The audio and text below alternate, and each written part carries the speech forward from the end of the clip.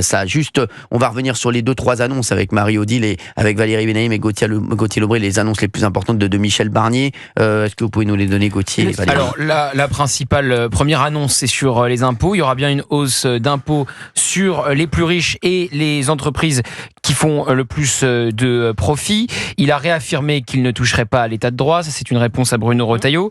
Il dit qu'il faut construire des places de prison, sachant qu'Emmanuel Macron en avait promis plusieurs milliers et ne l'a absolument pas fait. Il dit aussi qu'il y a un véritable problème d'exécution des obligations de quitter le territoire. 100 000 OQTF délivrés dans notre pays chaque année. À peine 10 000 sont exécutés.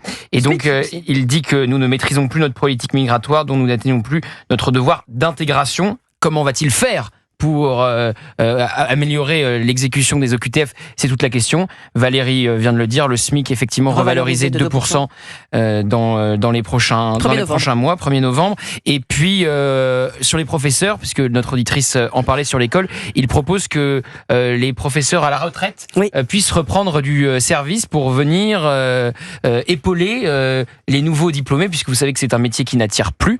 Le problème de la rémunération est aussi évidemment un problème très important, et donc on fait appel parfois à des contractuels. Je caricature un peu, mais en fait vous êtes bouché le lundi, vous faites 2 semaines de formation et 2 semaines plus tard vous devenez professeur. C'est ça qui existe avec les contractuels, donc ça fâche énormément les professeurs. Sur les retraites, il dit aussi qu'il faudra reprendre le dialogue. Reprendre le dialogue sans vouloir... Je ne sais pas trop ce que ça veut dire. Oui, voilà. Sans vouloir... voilà. Et puis il ouvre la possibilité de la proportionnelle, mais là aussi, comme disait notre auditrice, ça a été dit 100 fois, ouvrir la possibilité de la proportionnelle, ça veut aussi dire ne pas aller jusqu'au bout souvent.